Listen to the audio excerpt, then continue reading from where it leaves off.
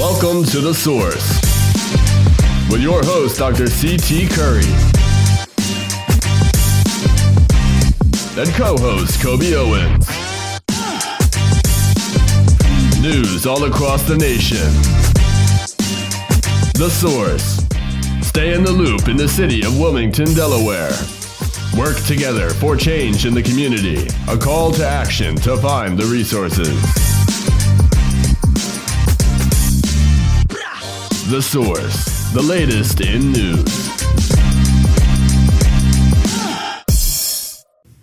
Good evening. This is Dr. Curry. This is Coby Owens. And welcome to The Source. Today on The Source, we have so many things that we need to cover and deal with. But first, let me just welcome you back to the land of normalcy. Yes. How are you doing? It feels good to be back here, back on the show and back talking with all of y'all. Yeah, well, I heard you were stuck in an airport for like 2 or 3 days. Did you? Really? Yeah, so because of the outage, the Microsoft update, Delta, American, Frontier, all of them were having major delays. I spent hours in the airport on end. I went down to New Orleans for my job for a national conference for National Urban League. Great time down there, very educational. I took 4 young leaders from the city, from Delaware, down with me. Our issue was there wasn't many flights that had 5 open seats. And, I couldn't leave them just down there by themselves. So again, it was a struggle getting down there and getting back. But we are back. We're safe. And I am glad to be back on this show. And we're glad to have you back because last week I had to do a half show in that I couldn't talk to anyone. And I had some big issues that were going on and news was breaking and I just needed Coby to get back here. But we're just glad you're safe and you're back. But you always are doing the great work. Today, just so we can start off our show, I want to make sure everybody know that we don't have any shootings or murders that have been reported that we have discovered for the past week. And we're very grateful for that. And, Coby, it's summertime and it seems like it happens in sprints, where 1 minute there's a lot of them and there's none. But I hope that the city stay safe. Any comments on there being no shootings or anything? Listen, it's summertime, so whenever there's no shootings, that's a good thing in the city of Wilmington. That means there's no murders as well, too, most likely.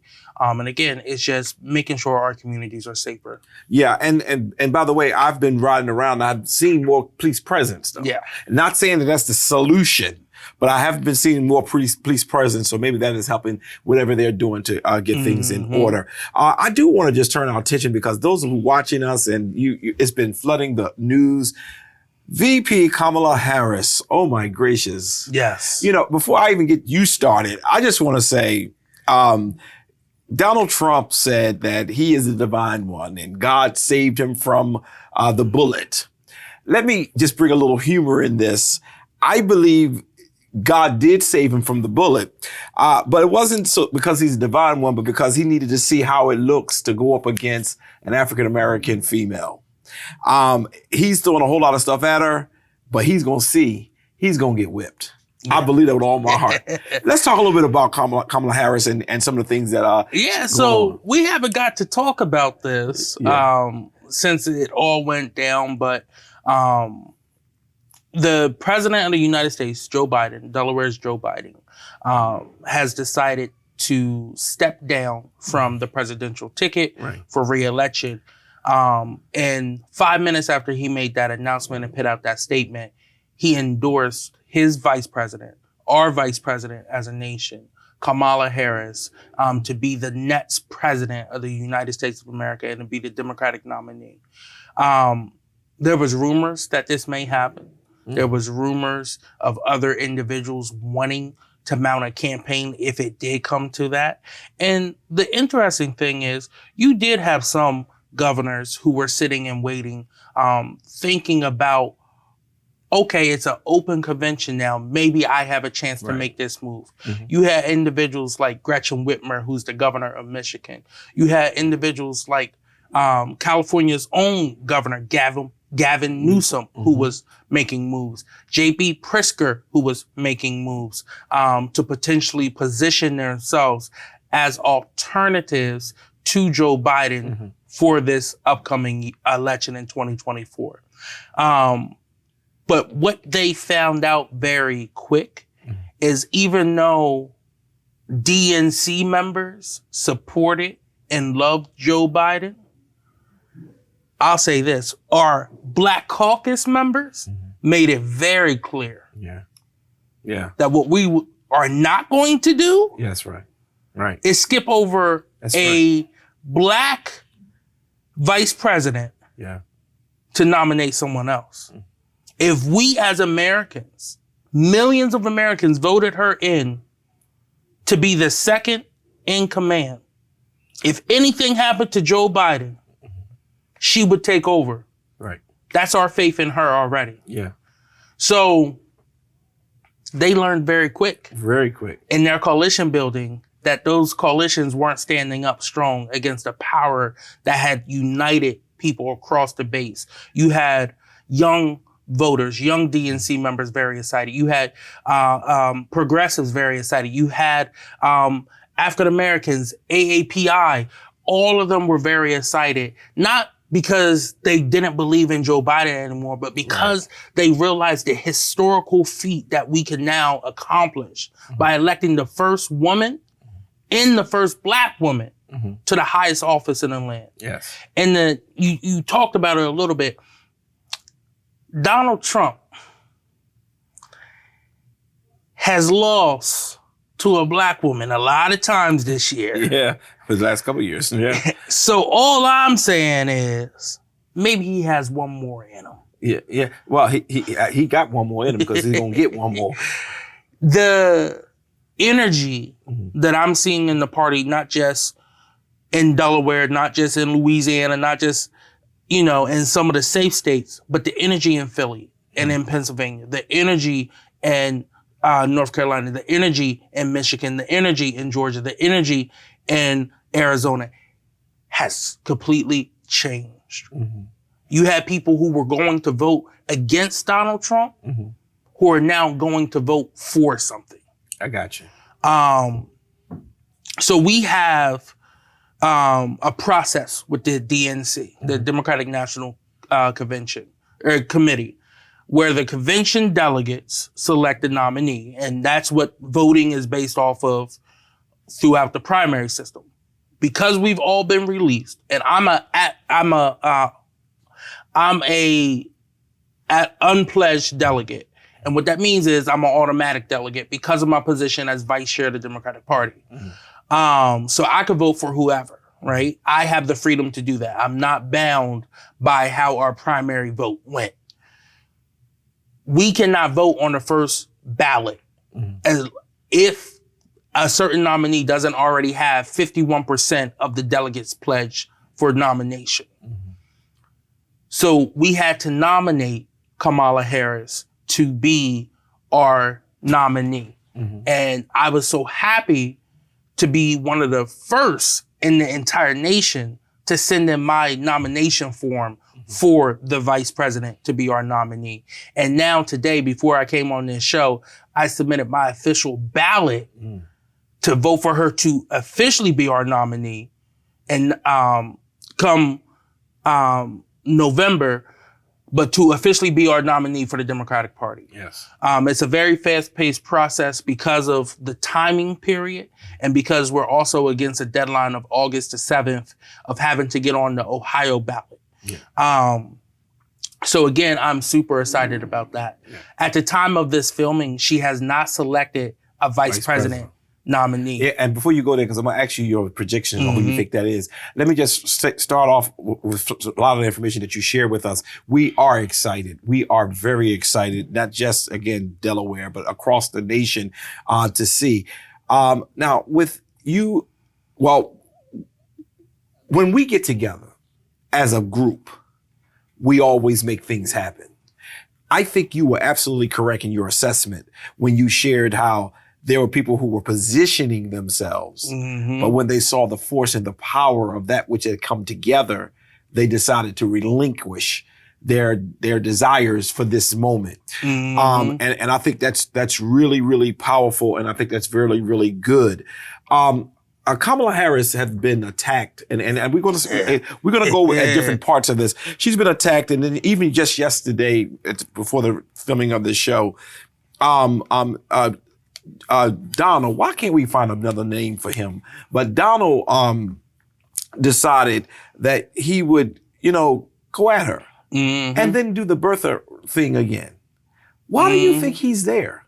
Because she's a minority. He truly believes that even though his great-grandparents immigrated here, and they came through the whole system, they are true Americans. But even though our people were brought over here on slave ships decades before his people got here, we're the ones who are illegal. We're the ones who shouldn't be qualified because our skin's darker. That is a very racist and dog whistling attack. But again, we know Donald. He calls her crazy Kamala. One of the congressmen called her rice-a-roni the other day. They missay her name, Kamala. They say everything to try to attack her. And here's the crazy thing. You said we don't have another word for Donald Trump, another name for Donald Trump. I have a few. Crook, fraud, indicted, convicted felon, impeached president, 2-time impeached president, failure as a human being, a racist, white supremacist, adulterer. All I'm saying is if he was a black man, it's no way he would have been able to get anywhere close to the White House, let alone be the nominee for a major party. But because he has that white privilege and because he has a base that is feeding into that but truly believes now that he's been convicted of a felony, black people are going to vote for him because black people love felons. That's what his campaign's pitting out. And we silly in some time have fallen, not we, but some 2 or 3 of the blacks fall into that craziness. He really kind of crossed the line, I thought, when he began to talk about her not deciding her race until recently. Although she went to HBCU, she's a member of the oldest historically black sorority in the country and did that undergraduate. I just didn't understand it. But does he not know that his son Byron is a biracial child? Did he not know that? It doesn't matter. He's still light-skinned. Well, I mean, before you start, did he not know that the vice president's children are biracial too?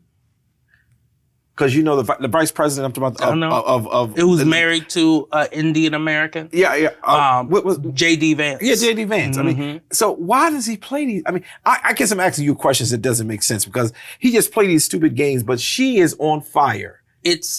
Here's the thing. Sometimes you have to look in the mirror.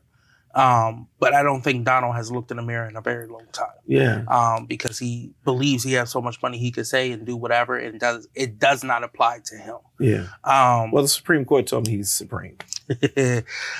Supreme Court that he put in place. But again, we are at a historic moment right now. 2 days after she announced that she was going to go for the nomination, you have 44,000 black women get on a call to support her. You had 2 days later, 21,000 black men, which I was proud to be a part of, jump on a call to talk about how we're going to organize in our communities. The local barbershops are talking, right? Yes, people are excited. But, the most interesting thing is there was a call called White Dudes. I was waiting for you to say that. I love that. And it was the biggest organizing call that they've had so far with 180,000 people. I didn't know it was that many people on that call. 180,000 people getting on that call. They raised over $4 million in grassroots dollars on that call. Wow. That is, that means the base is fired up. Yeah. White dudes. Yeah. So again, they sold over 5,700 White Dudes for Harris truck caps, right? I don't even know what that is. Oh, that's the trucker hats. Yeah. So again, it's things like that is getting people excited. You're seeing organizing like never before, people coming together and really trying to get this thing done in these last few weeks. We're under 100 days away from one of the most historic elections of my lifetime. I didn't get to vote for Barack Obama, right? I did, and this is a little bit more exciting even than that. We were shocked and scared that he could not do it. Now the hope has been displayed. This seems to be more energy even than the Barack Obama one. I didn't turn 18 until 2013, which means I didn't start voting until 2014. So I did not get to vote for re-election for Obama. But just some of the people who were on this call, J.J. Abrams, right? One of the best directors out there, Sean Olsen, Josh Corbin, Lance Bass, Mark Hamill from Star Wars.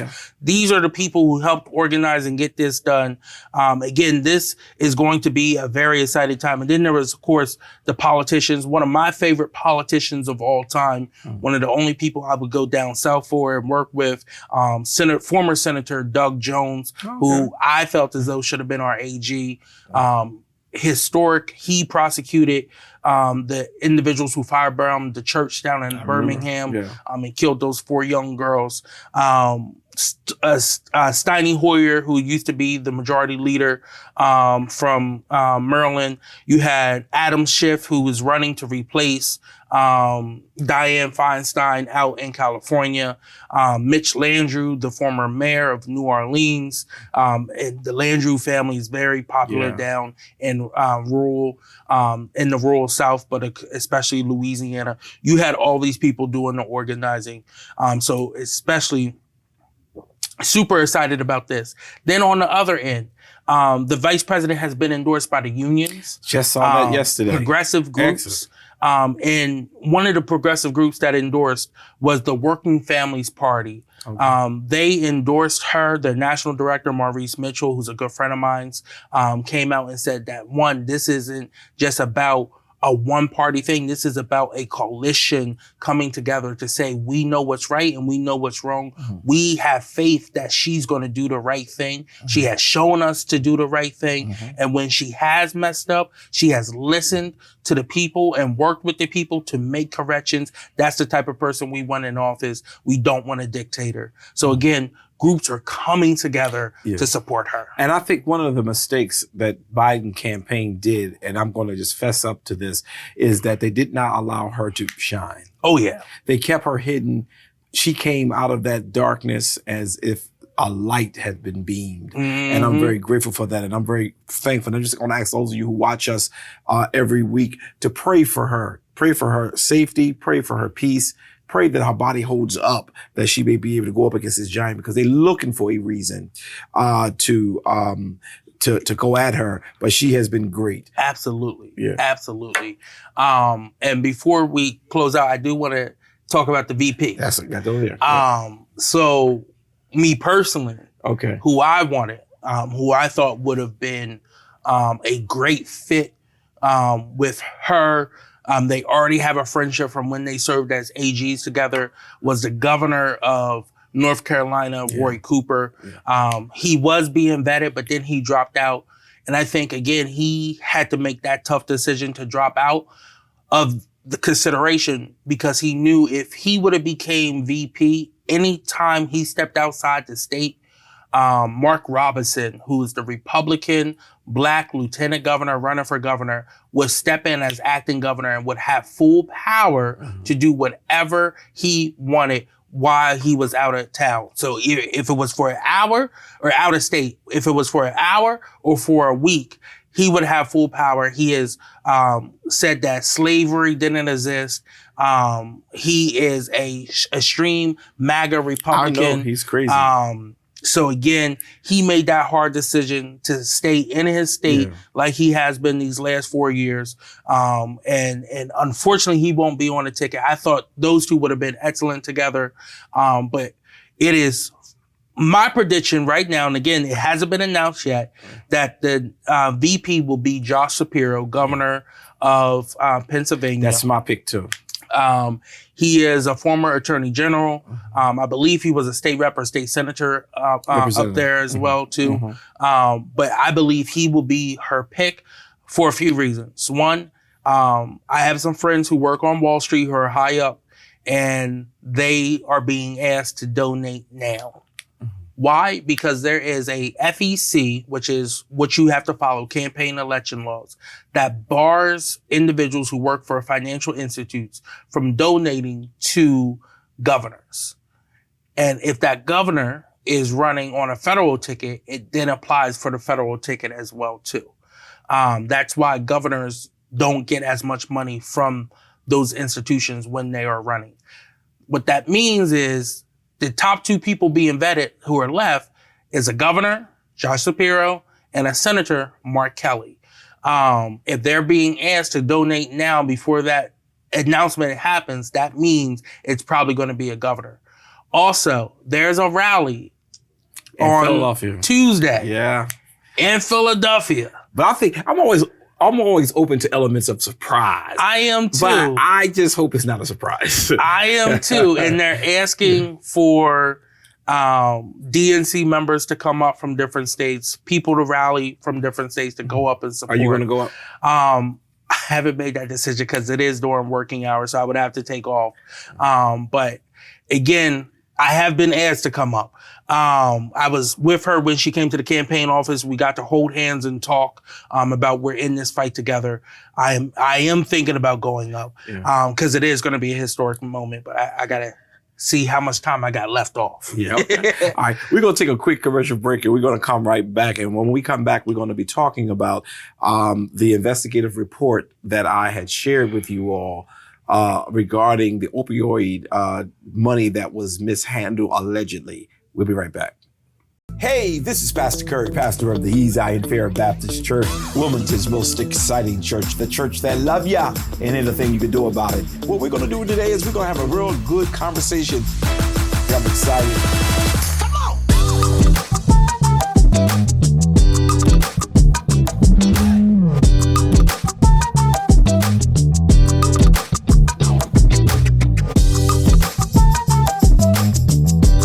Why don't you call somebody real quickly? Tell them Coffee with Curry is on. And let's get after it.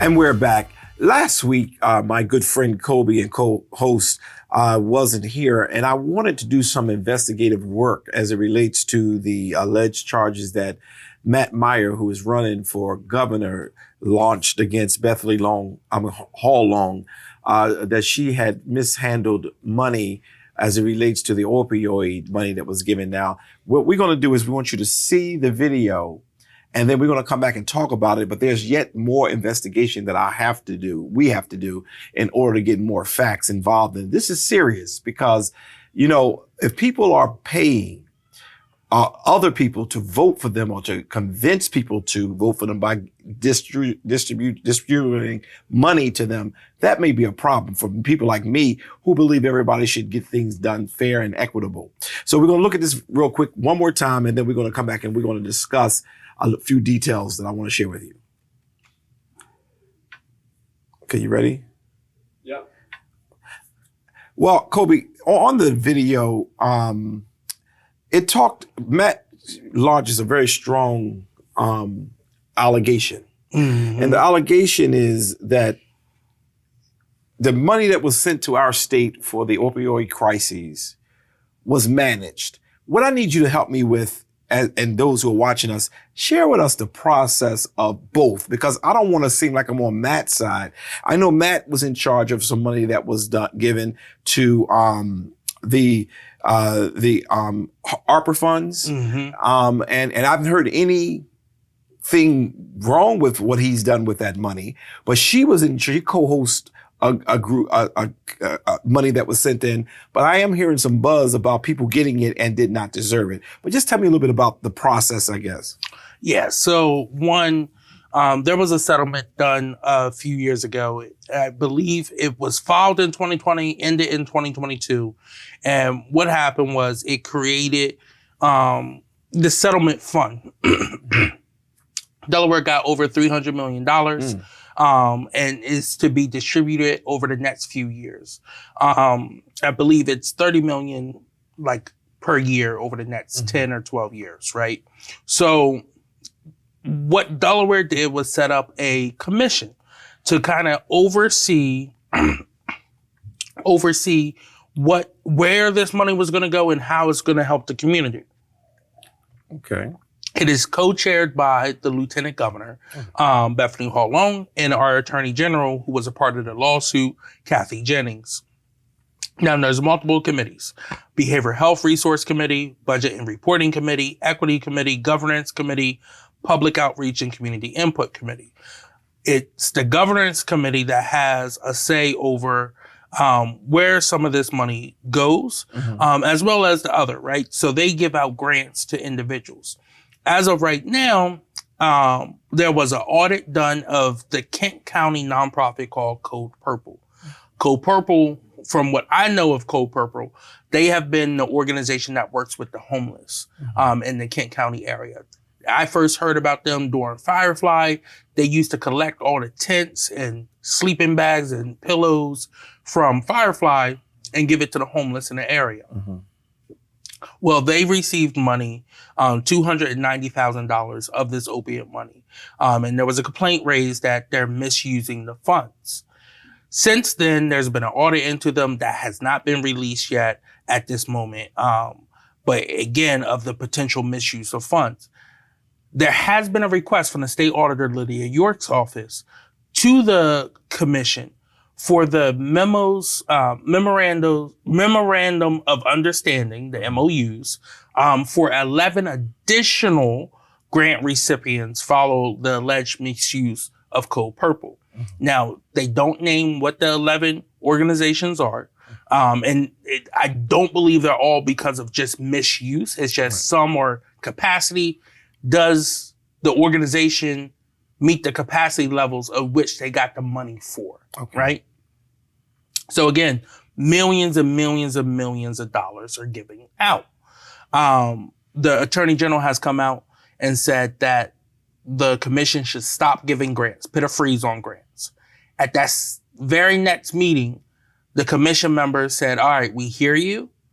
We're going to go ahead and approve these next grants. Wait, she said stop, but they said they're going to approve? Yes, they overvoted or overruled her. Yeah. And gave out more grants. Matt alleges in the video that she is using it for political favor and just giving it out to whoever. I believe that the Attorney General and the auditor should have their fair due process to look into these claims. And if it is true, hold the Lieutenant Governor accountable. If it's not true, then apology needs to be made, right? I don't think that Matt would just make a statement like that if there's not. Oh, and I'm not saying he would. You're right. I'm just saying this is a very chippy campaign. On both sides. These are the two front runners in the race. They are going at each other hard. And this isn't the only thing Matt has called her out on. The Lieutenant Governor, Matt has called for a federal investigation into her campaign finances and violations there as well too, that we have seen, that dates back to 2016, I believe.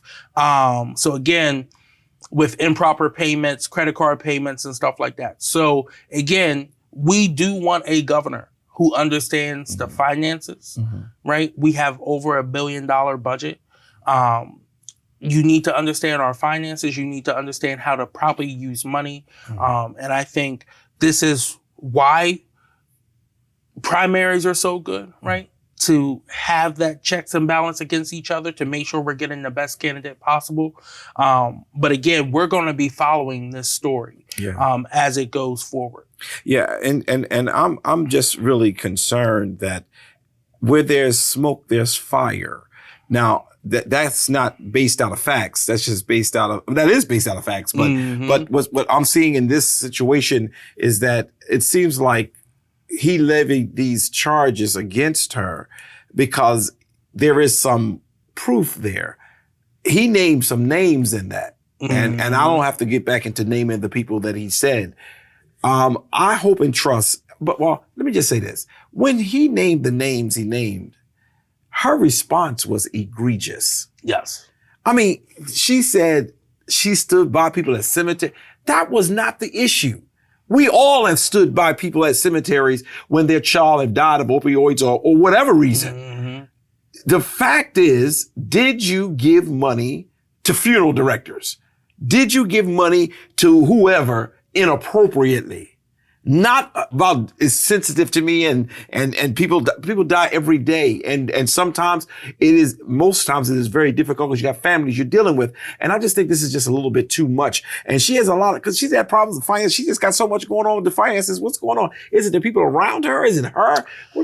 So I will say Delaware Online is reporting that she is changing up her campaign team again. I believe this is the third time on this campaign. Young guy who, actually we've talked about on this show before, Matt Daltrey. At a point in time, he was trying to become the chief of staff of Wilmington City Council, but he couldn't get the votes for that. Shanae brought that up multiple times. He is now her new campaign manager. He's worked for Senator Carper, Senator Coons, I believe. I don't know where exactly he was right before this, but he is now going to be the new campaign manager. But if you got to keep getting all, you are your company. If you got Donald Trump had to get a whole lot of teams over and over again. At some point, we got to say we don't want the drama, right? And I got to give credit to Markell and Carney somewhat. They've not, you've not seen the level of drama, and it's like we're a quiet state. We're not a state where there's a lot of craziness going on. She's bringing a lot of craziness. And it's not that I know people saying, well, Curry, be careful. You don't know if she's going to become the governor. I don't really care. Right is right and wrong is wrong. So I'm going to leave it there. And we're going to, we're going to leave it there. I just want to make an announcement as we got a couple more seconds left in this segment that on the Southbridge Community Day will be on August the 17th. That's Saturday, August the 17th. I hope that you all will, those of you who are from the Southbridge community, whether you've moved out, you're still around or you're not, please come and support. It starts at 12 noon. They're going to have a whole lot of things going on. They have a brand new president of City Civic Association. Oh, man, he is really good. And he's trying his best to bring back the pride, the love, the admiration that Southbridge certainly have. So, again, I want to remind all parties that on Saturday, August 17th, at 12 noon will be Southbridge Community Day. And we're looking forward to having a great time. We'll be right back. Join us live for our weekly worship.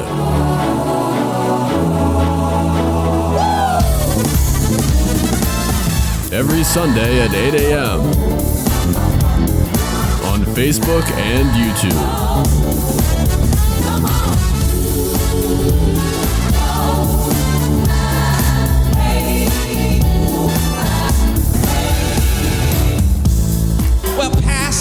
I'm doing the best I can, but I still gotta have a little Chardonnay, and I still gotta have a little this, and I gotta still sneak around. The devil is a liar. That's an excuse.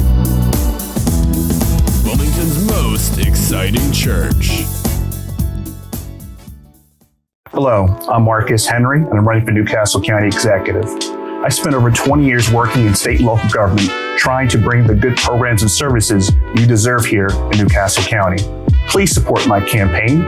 Please look us up at marcushenryde.com for further information. I look forward to meeting you all over the next year, and I look forward to your support. Thank you.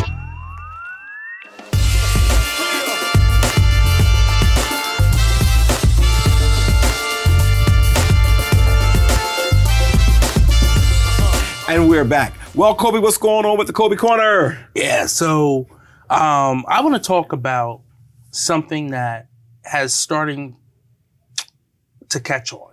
Okay. And that's called Project 2025. Yeah. It is a blueprint for Trump's administration if he gets reelected. or if he gets elected back into the White House, that the Heritage Foundation has put out. And this report, this white paper, this policy plan should be alarming to everyone. Yeah. The goals of this Project 2025 is to take us back into a time where me and you did not have rights. It is something that is, it's almost like a manifesto. Okay. And I want to talk about some of the policies just real quick so y'all can understand why I'm struggling getting the right words, because I want to say something, but I'm also in a church. Oh, okay. Street. They want to eradicate funding for all DEI programs and any participation in critical race theory universities. Because again, they believe that Black history is critical race theory. That we're teaching critical race theory to kindergartners. Theory courses that you don't get until your junior, senior year, sometimes not even until grad school. We're teaching the kindergartners. Ending reproductive freedom and replacing the Department of Health and Human Services with the Department of Life. Department of who? Life. What is that? There would be no more reproductive. The government would have a say over women's rights to do whatever they want with their bodies. Extreme. Wow. And I don't know about you, but I don't think that would work. Yeah. Well, if y'all elect Donald Trump, it's going to work. Ending climate change and environmental policies by shutting down the Office of Domestic Climate Policy, the Department of Energy's Office of Clean Energy, the Office of Environmental Justice, the External Civil Rights, and the National Oceanic and Atmospheric Administration, and name a few. The climate science will no longer exist and be used in national security. Wow. So why does that matter? We look at Southbridge. We look at the Route 9 corridor. Why does the Route 9 corridor have so many individuals that have cancer, that have asthma, that are obese, that have all these other issues, right? It's because we don't have clean air, clean water. We've seen historic flooding here over decades. Everyone knows about the flooding in Southbridge and Route 9, right? That's because we've had politicians who allowed for places like Crota, Fuji water, to come in and pollute our water, pollute those communities, and create cancer clusters in minority communities because they're not given permits for things like that out in Hocassin, out in Greenville, Centerville. They want to slash the Department of Justice, dismantle the FBI, and replace it with a traditional independent political pressure that will do whatever the administration says. Right. That is concerning. The whole document it's a 900-page document. The whole and I didn't read all of it. I got disgusted when I read a little bit of it. Oh, it gets worse. They want to roll back the power of the legislative and judicial branch and expand the power of the executive branch. He wants to be Putin. They want to replace 100,000 workers, or replacing the Department of Homeland Security with 100,000 workers for and form a strong immigration department, militarizing the border and ending the refugee programs, of which we help hundreds of thousands of people. And they also want to attack and push an anti-abortion, anti-LGBT, anti-human rights, remove race from what is a human right protection, which again is attacking us. They want to dismantle the Department of Education. They want to purge all apolitical civil servants by firing over 50,000 individuals and replacing them with database personnel vetted by conservative values and loyalty, conservative LinkedIn pretty much. Successful candidates will undergo training at the Presidential Training Academy. Trump University 2.0. This is a blueprint on how to get rid and dismantle our rights in America. It is extremely dangerous. This is the platform in which they are pushing. Again, they want to dismantle our Department of Education. They want to get rid of, the Supreme Court already got rid of affirmative action.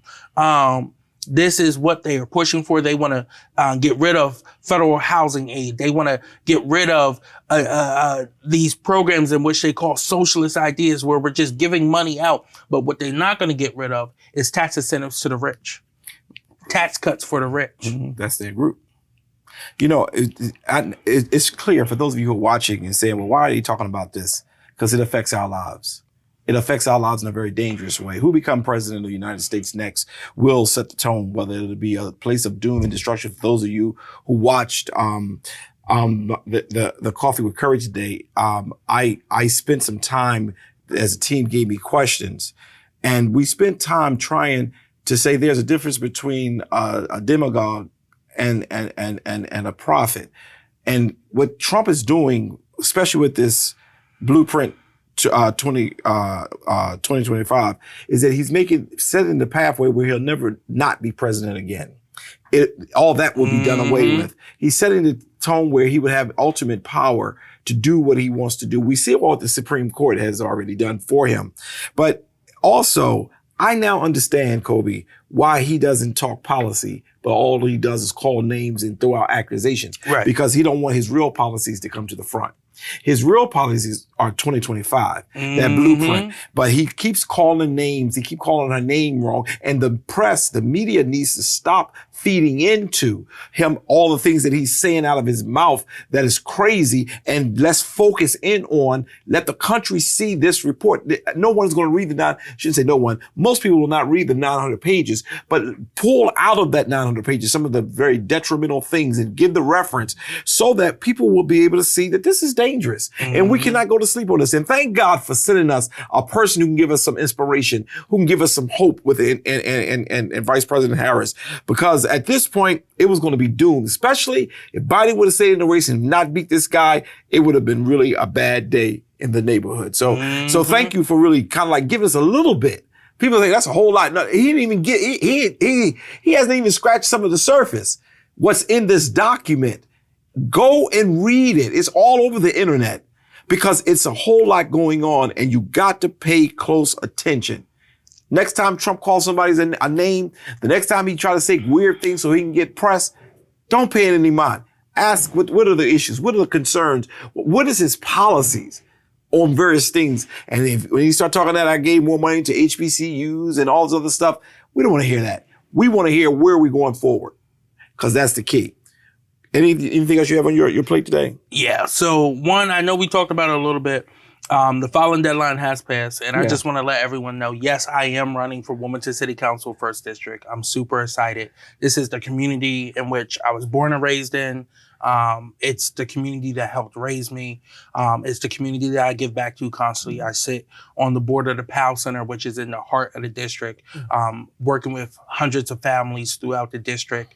I'm running on a platform of increasing our affordable housing stock, addressing our crisis that we're currently having, looking at quality of life issues, making sure that we're able to help every resident age in place in their homes, making sure that we're expanding senior programming, expanding youth programming in the district as well too, looking at how we can make the community safer for everyone across the board, which means also making sure the city as a whole is safe, right? Creating a youth engagement plan to really make sure that we're helping them from their cradle to their careers, right? We may not control what happens in the school, but when they're out in the community for those other 16 hours of the day, whether they're in their house or at their community center or at the park, we have some say there. And then again, lastly, just making sure that we have sustainable development and economic growth in the city, making sure that we're bringing well-paying jobs here, that are hiring local people. And when developers are getting public dollars or taxpayer dollars, that we're holding them accountable to hire people locally in the state of Delaware. I'm so tired of seeing different developers hiring these companies, and the plates on their trucks are from Ohio, from Pennsylvania, from Maryland, from Jersey, from all over. No, I want to see Delaware pays. I want to see Wilmington people put to work. I want to see that money put into their pockets. Why? Because that keeps our economy going. Unfortunately, in our community, the Black community, the dollar does not last long. So if we're hiring more Black people, that means more Black dollars are going right back into our economy, keeping our small businesses open, helping our community. And again, it's just having a community-centered policy, and that's what I'm all about. So again, if you do live in the 1st Councilmatic District, I ask you for your support. I know I've talked to hundreds of people already. I've talked to a lot of people who are like, oh yeah, I watch you on The Source. So again, I just want to say thank you so much to all of you who I have talked to so far. I am personally knocking doors myself. I don't need a state rep who's a family member to come out and knock doors for me. I'm knocking doors. I'm talking to residents. And I'm super excited for this election. The very first show we had, when I was pulling it together, I called J Street and I said to J Street, I would like to have one more person, including himself, one more person who could really speak to the heart of the community. Somebody who's a fighter, who's out there fighting to make sure that the voiceless people are heard. And immediately without thought, he said your name. He said, Pastor, I'll get you the phone number. Call Coby because he's out there. We're getting older. He's doing all he can to support the community. Coby, you have been a strong, strong supporter of this show, of this community. The police went after you the last time because you are a threat to them. Speaking truth to power causes a lot of things to happen. But, I don't want to get in the way of your campaign, but financially, I'm supporting you. Thank you. I'm endorsing you from the moment you said you were going to run. And anything you need me to do, I'm prepared to do it. Thank you. I'm not going to get in front of you because you know what you need to do to win the 1st district. Right now, the city needs a voice, not a voice of unreason, but a voice of reason. And I think that even on this show, for those of you who watch us every week, you see that, yes, he will go hard at certain issues, but he knows how to step back and assess the circumstance and the situation and come back with a solution or be able to address the concerns. I am very grateful that you have decided, and I was praying on that you would decide to run. It's the 1st district. For those of you who do not live in the 1st Councilmatic District, there's a way you can help.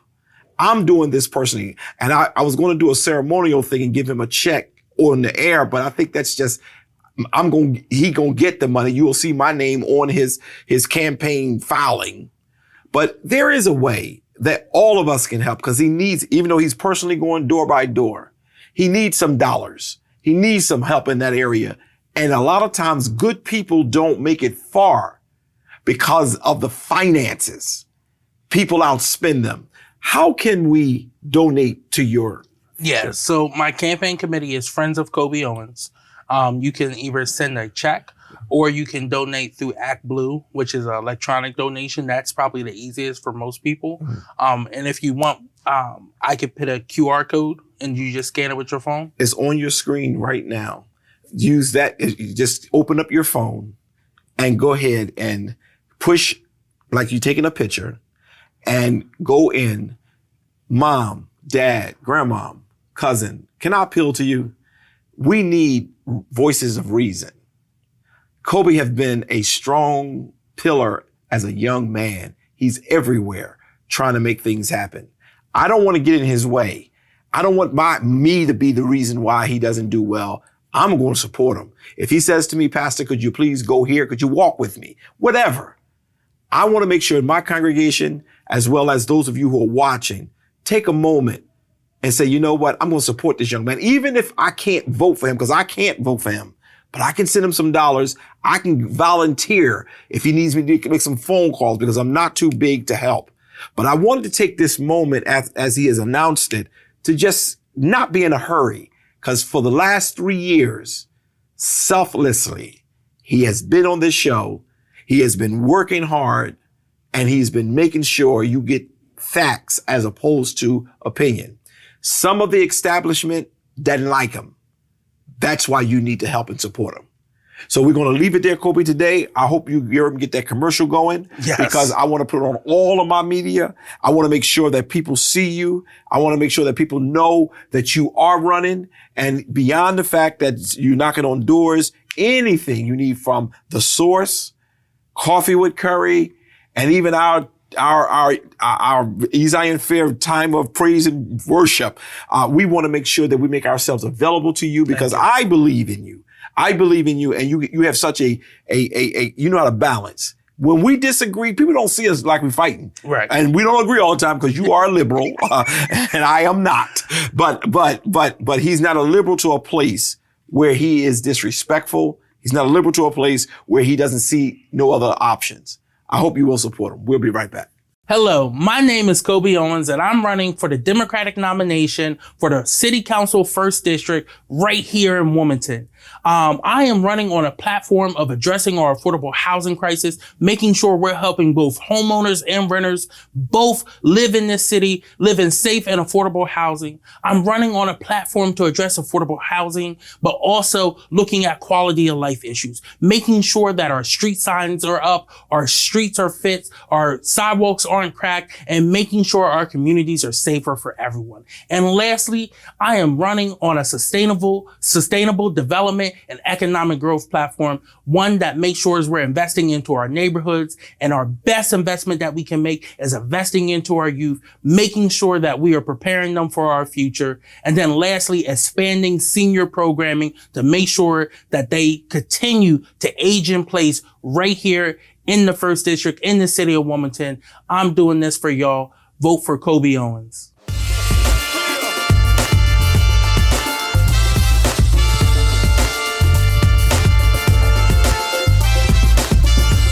And we're back. The big question that's on the table, Coby, and you are part of the Delaware, what's that place you work at? Oh, Urban League. You're right. Is there going to be a mayoral debate? There will be. Okay. There will be. There's actually going to be a few coming up. So the debate is August the 12th. It's going to be here at Zion Fair. And again, that starts at 6 p.m. The flyer will be up on the screen as well too. And again, we are excited to partner with our community partners. Again, we've been doing a debate series. We did governor, we did lieutenant governor, and now we're bringing you the mayor's debate. So again, it's going to be a great night. A lot of information is going to be given.